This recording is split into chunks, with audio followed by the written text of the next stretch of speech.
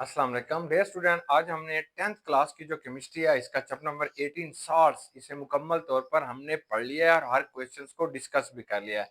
आज बेटा हम इसकी एक्सरसाइज कर रहे हैं। तो ये जो एक्सरसाइज है ये उर्दू मीडियम और इंग्लिश मीडियम दोनों तरह के स्टूडेंट्स के लिए है। तो बच्चों आप अपनी बुक्स खोल लें और इसके ऊपर आप निशान लगा लें और जो की वर्ड में हर क्वेश्चन का बताता जाऊंगा वो लिखते चले जाएं। सबसे पहला क्वेश्चन जो है वो मल्टीपल चॉइस क्वेश्चन है।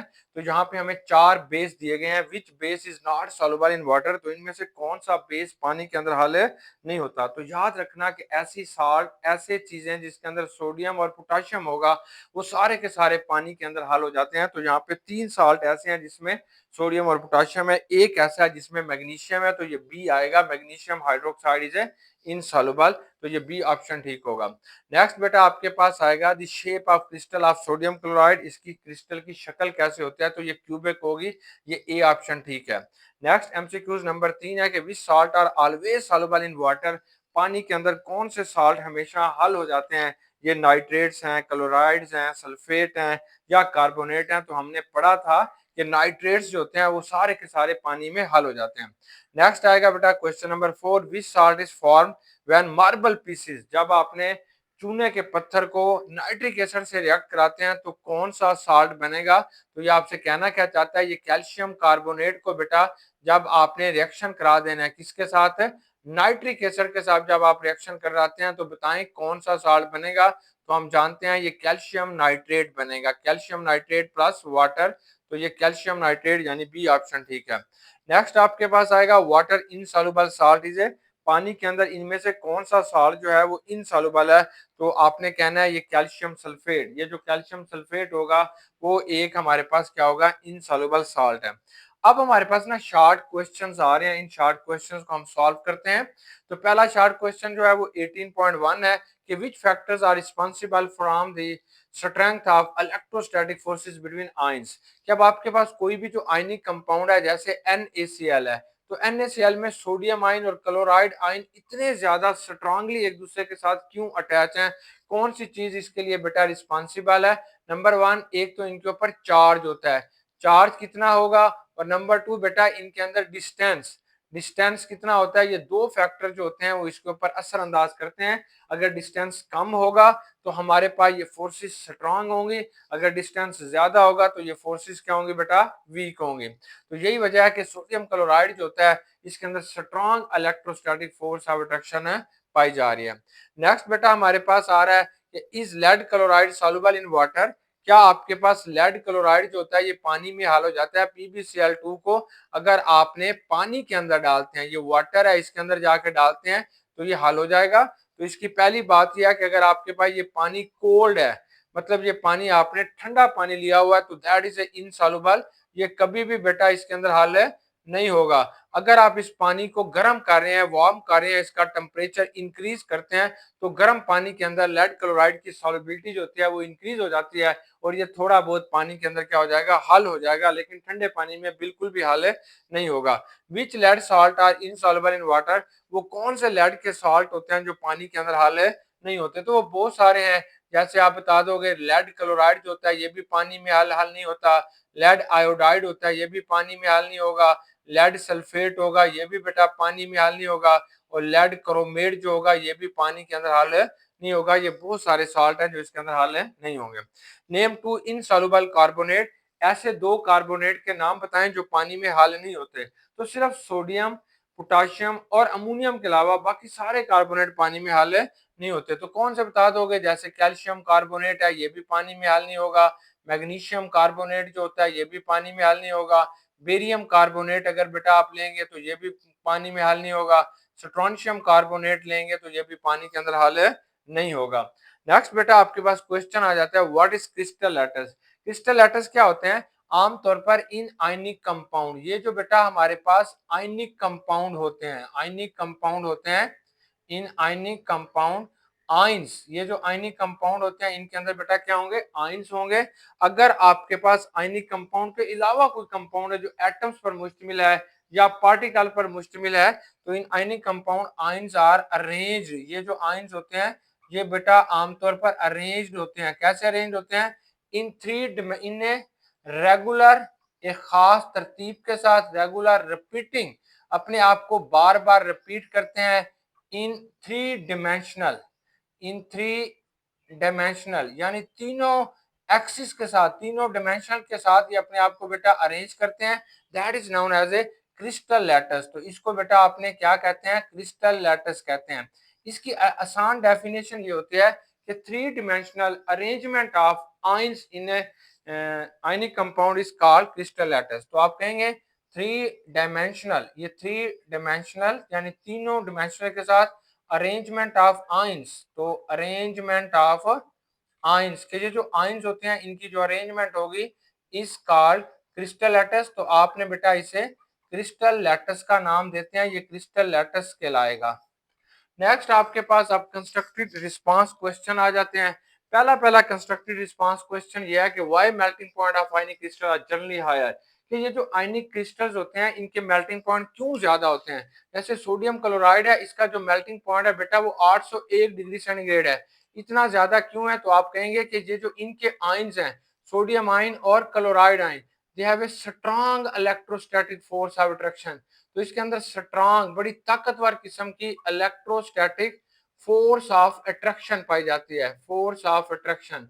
तो आप इसलिए लिखेंगे कि they have high melting point because they have a strong electrostatic force of attraction.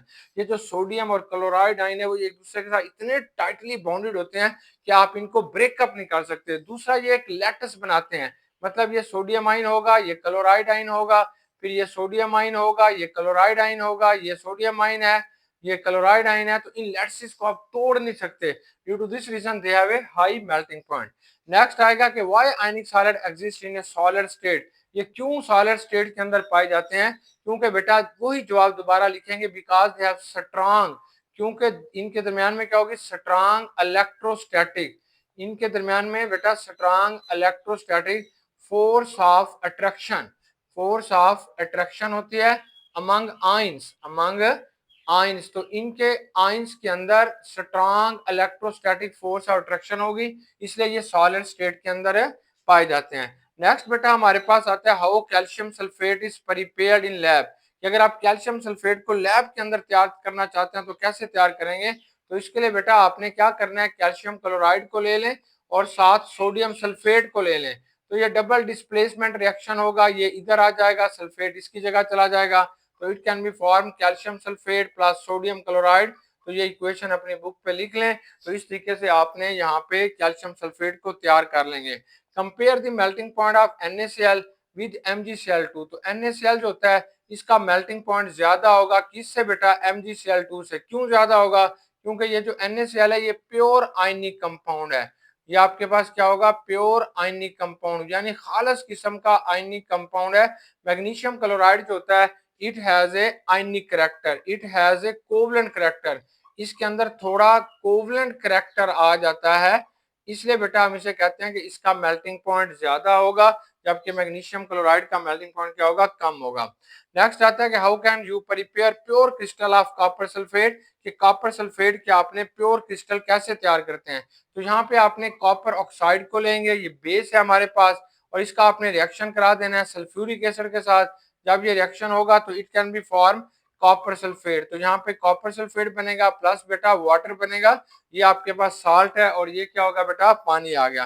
Next आता है कि एक्सप्लेन द फॉर्मेशन ऑफ। अब आपने डिस्क्रिप्टिव क्वेश्चन, लॉन्ग क्वेश्चंस लिखने हैं। यहाँ पे पहली बात आती है कि NaCl के क्रिस्टल कैसे बनेंगे। तो आमतौर पर बेटा आपने करना क्या है कि आपने ये सोडियम हाइड्रोक्साइड ले लेंगे, सोडियम हाइड्रोक्साइड का रिएक्शन कराएंगे HCl के साथ। मतलब ये एक बर्तन पड़ा हुआ है, इसके अंदर आपने HCl ले लेंगे, हाइड्रोक्लोरिक एसिड, और आपने इसके अंदर क्या डाल देंगे? NOH डालेंगे। जब रिएक्शन होगा तो क्या बनेगा?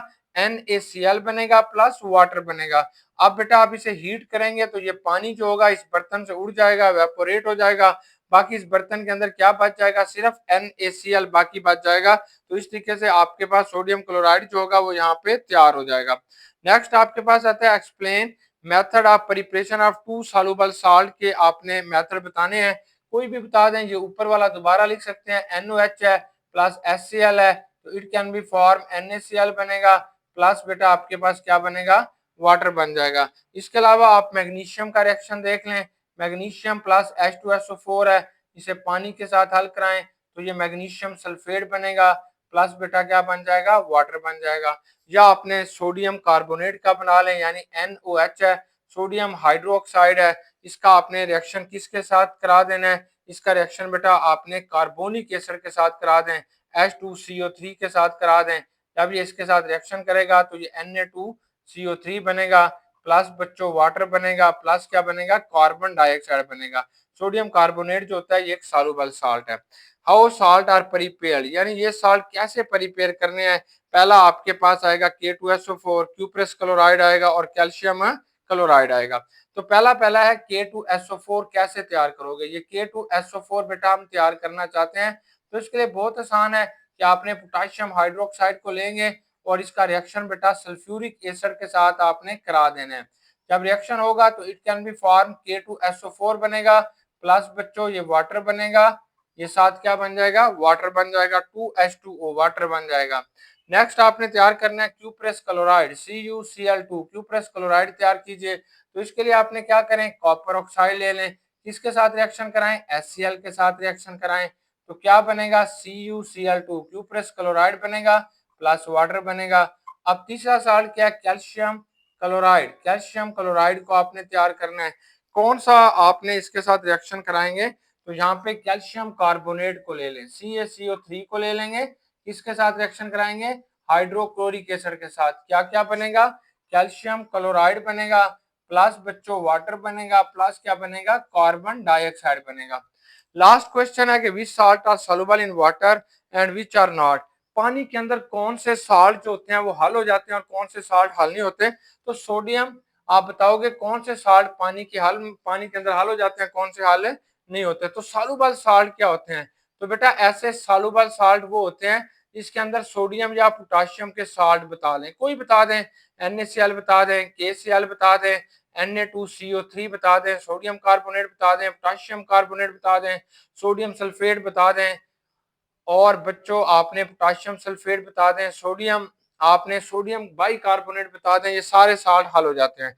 और कौन से बेटा साल्ट हल नहीं होते, आमतौर पर जितने भी कार्बोनेट हैं इनके अलावा, जैसे आपके पास मैग्नीशियम कार्बोनेट है, ये पानी में हल नहीं होगा, बेरियम कार्बोनेट है, ये भी पानी में हल नहीं होगा, स्ट्रोंशियम कार्बोनेट है, ये भी बेटा पानी के अंदर हल नहीं होंगे।